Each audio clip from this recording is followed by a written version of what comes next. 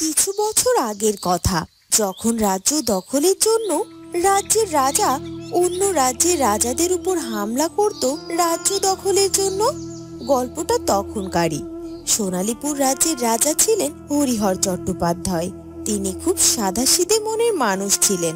জনগণের পাশে কিভাবে দাঁড়ানো যায়, তাদের কিভাবে সাহায্য করা যায়, এটাই ছিল তার রাজ্য শাসনের মূল মন্ত্র। সে তার রাজ্যের সকল প্রজাদের কাছে অনেক প্রিয় ছিল। কিন্তু এই সুখ যে তার কপালে সইল না।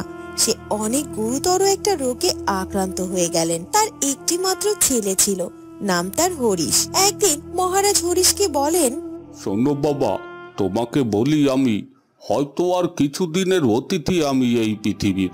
আমি মরে যাওয়ার পরে তো তোমাকে এই রাজ্যের সকল দায়ভার নিতে হবে। তাই আমি চাইবো তুমি সব সময় এই রাজ্যের প্রজাদের পাশে থাকবে, তাদের সুখ দুঃখে তাদের পাশে গিয়ে দাঁড়াবে। দেখবে তারাও তোমাকে আমার মতো ভালোবাসবে। তুমি আমাকে কথা দাও, তুমি আমার রাজ্যের সকল প্রজাদের খেয়াল রাখবে। হ্যাঁ বাবা, তুমি যা যা আমাকে বলবে আমি তার সবগুলো করার চেষ্টা করব।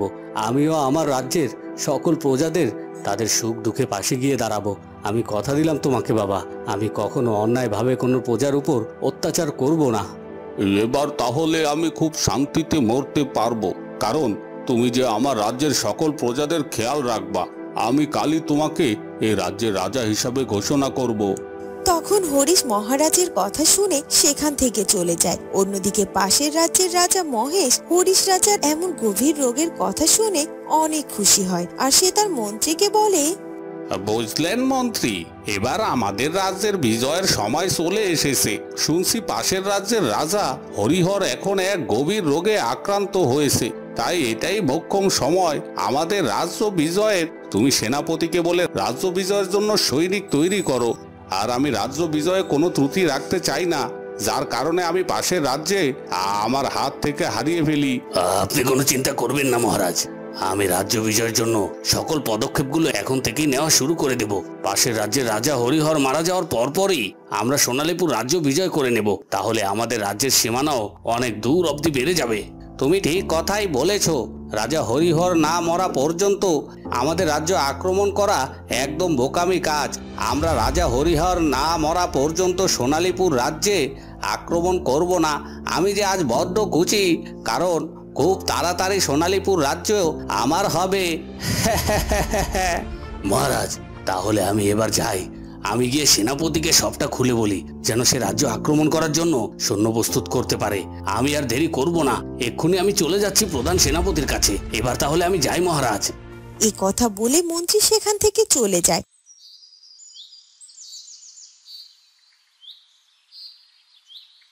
অন্যদিকে রাজা হরিহর তার একমাত্র পুত্র হরিশকে রাজ্য অভিষেক করার জন্য এক বিশাল জনসভার আয়োজন করে, আর সেখানে তিনি বলেন, আমার প্রজারা, আশা করি তোমরা সবাই ভালো আছো। তোমরা সকলেই জানো আমি এক অদ্ভুত রোগে আক্রান্ত হয়েছি। হয়তো আমি বেশি দিন বাঁচব না। তাই আমি চাই আমার একমাত্র পুত্র হরিশকে আপনাদের মহারাজা বানাতে। তাই আজকের এই জনসভা। এ কথা বলেই মহারাজ হরিশের মাথায় রাজমুকুট পরিয়ে দেয়।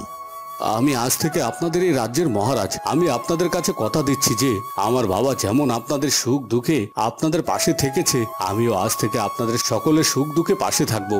আপনাদের কোনো প্রকার সমস্যা হলে আপনারা আমাকে জানাবেন, যেন আমি আপনাদের সাহায্য করতে পারি। এরপর হরিশ তার বাবা হরিহর রাজমহলে ফিরে যায়।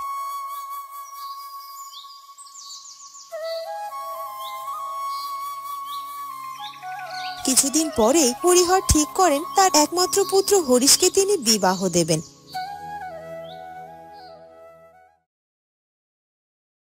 তাই তিনি তার পুত্র হরিশকে বলেন, বাবা হরিশ, আমি চাই তুমি বিবাহ করো। আমি যে আর বেশি দিন বেঁচে থাকবো না, তাই আমার শেষ ইচ্ছা যে আমি তোর ছেলে মেয়ে ও গিন্নিকে দেখে যেতে পারি। তুমি যেমনটা চাইবে তেমনটাই হবে। মন্ত্রীমশাই, আপনি আমার জন্য পাত্রী খুঁজুন, আমি খুব শীঘ্রই বিবাহ করব। আগে মহারাজ, আপনি যেমনটা বলবেন। আমি শুনেছি আমাদের রাজ্যের এক গরিব কৃষকের মেয়ে আছে, যে দেখতে খুব সুন্দরী। তার নাম কমলা।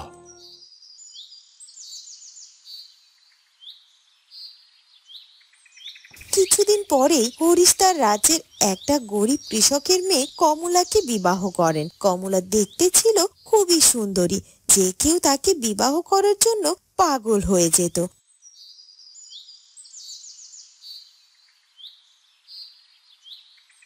একদিন হঠাৎ মহারাজ হরিহর মারা যায়।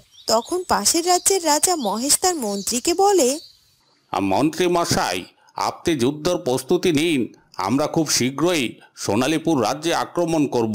শুনেছি রাজা হরিহর মারা গেছেন এবং তার একমাত্র পুত্র হরিশ এখন সোনালীপুর রাজ্যের রাজা। হরিশ যুদ্ধে ততটা পারদর্শী নয়, তাই আমরা খুব সহজেই সোনালীপুর রাজ্য দখল করে নিতে পারবো। হ্যাঁ মহারাজ, আমি প্রধান সেনাপতিকে বলে রাজ্যের আক্রমণের সকল প্রস্তুতি গ্রহণ করতে দেখেছি। আপনি চাইলে এখনই আমরা রাজ্যে আক্রমণ করতে পারি। তাহলে আর দেরি কিসের? এখনই আমরা এই মুহূর্তে বেরিয়ে পড়ব রাজ্য আক্রমণের জন্য। মন্ত্রী, তুমি আমার রথ সাজাও, আমি রথে করে যুদ্ধে বেরোবো। আর আমাদের প্রয়োজনীয় সকল সরঞ্জামগুলো গুছিয়ে নাও। কালকেই আমরা যুদ্ধ করার জন্য সোনালীপুর রাজ্যে যাব। যথাজ্ঞা রাজামশাই, আমি আপনার রথ গুছিয়ে দিচ্ছি এবং আমাদের প্রয়োজনীয় সকল সরঞ্জাম নিয়ে নিচ্ছি। আমি প্রধান সেনাপতিকে আজই তার সকল সৈন্যকে একত্রিত করতে বলে দিচ্ছি। এই কথা বলে মন্ত্রী সেখান থেকে চলে যায়। অন্যদিকে হরিশ রাজ্য ভ্রমণে বের হয়। সে রথে করে তার মন্ত্রীর সঙ্গে রাজ্য ভ্রমণ করতে থাকে। তারা রাজ্যের একদম শেষ প্রান্তে গিয়ে পৌঁছায় আর সেখানে বিশ্রাম নেওয়ার জন্য তাঁবু তৈরি করে। তখন মন্ত্রী মশাই তাকে বলে, রাজামশাই, আমি একটা অনেক বড় বিপদের আশঙ্কা করছি। যদি আমি ভুল না হই, পাশের রাজ্যের মহারাজ মহেশ আপনাদের রাজ্য দখলের চিন্তা ভাবনা করছে। তিনি মহারাজ হরিহর মারা যাওয়ার পর থেকে যেন আরো বেশি ক্ষিপ্ত হয়েছেন রাজ্য দখলের জন্য। হয়তোবা তিনি এতক্ষণে বেরিয়েও পড়েছেন রাজ্য দখলের জন্য। তাই আমাদের উচিত রাজমহলে ফিরে যাওয়া এবং যুদ্ধের প্রস্তুতি গ্রহণ করা। তুমি ঠিক কথাই বলেছ। পাশের রাজ্যের রাজা মহেশ আমাদের রাজ্য দখলের জন্য অনেক আগে থেকেই ষড়যন্ত্র চালাচ্ছে, কিন্তু পিতা এতদিন বেঁচে থাকায় তিনি সাহস পাননি আমাদের রাজ্য দখল করাতে।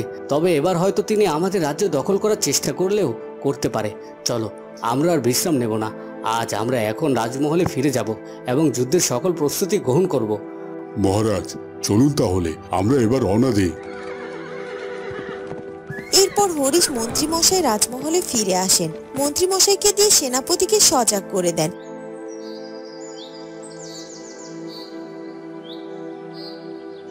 পরদিন সকালবেলায় দেখা যায় পাশের রাজ্যের রাজা মহেশ সোনালীপুর রাজ্যকে আক্রমণ করেছে। তার বিশাল সৈন্যসভা ও অস্ত্রশস্ত্র দেখে রাজ্যের সকল প্রজারা রাজ্য ত্যাগ করতে থাকে। হরিশ নিরুপায় হয়ে একাই যুদ্ধে অংশগ্রহণ করার জন্য প্রস্তুত হয়। তখন সে তার রানীকে বলে, তুমি চিন্তা করো না রানী, আমি এই রাজ্য ঠিকই ফিরিয়ে আনবো। আমি শত্রুদের হাতে আমাদের রাজ্যকে যেতে দেব না। তুমি আমাকে কথা দাও, তুমি না আসা পর্যন্ত আমাদের পুকুরের মধ্যে থাকা নৌকার উপরে বসে থাকবে। যদি আমি যুদ্ধে হেরে যাই, আমার কাছে থাকা এই পাখিটি ফিরে আসবে এবং যদি আমি যুদ্ধে জয়ী হই, তাহলে আমি এসে তোমাকে পুকুর থেকে বাহির করব।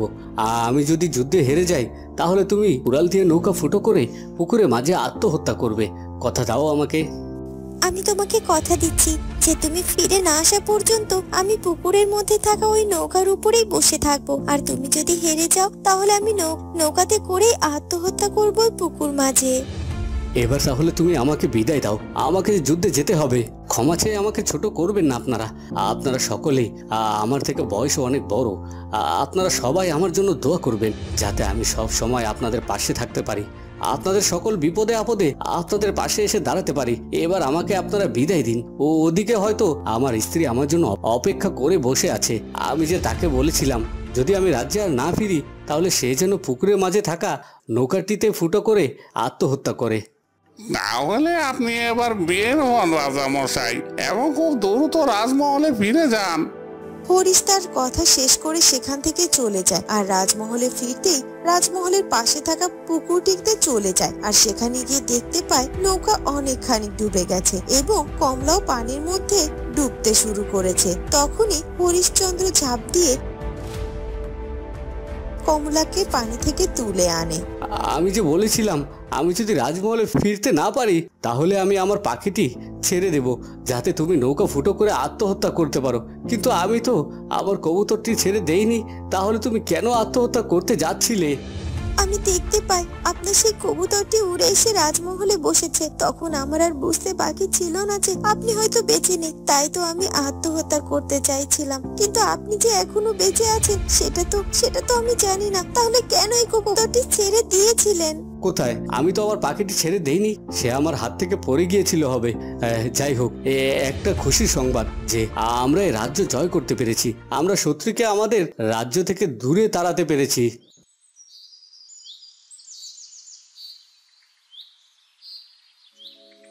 এরপর রাজা হরিশ্চন্দ্র রানীকে উদ্ধার করে সুস্থ করে তোলে এবং তার রানীকে সাথে নিয়ে তার রাজ্য পরিচালনা করতে থাকে। বন্ধুরা, কেমন লাগলো আমাদের আজকের গল্পটি? যদি ভালো লাগে তাহলে অবশ্যই আমাদের চ্যানেলটিকে সাবস্ক্রাইব করে দিও। দেখা হবে নতুন কোনো গল্প নিয়ে। ধন্যবাদ।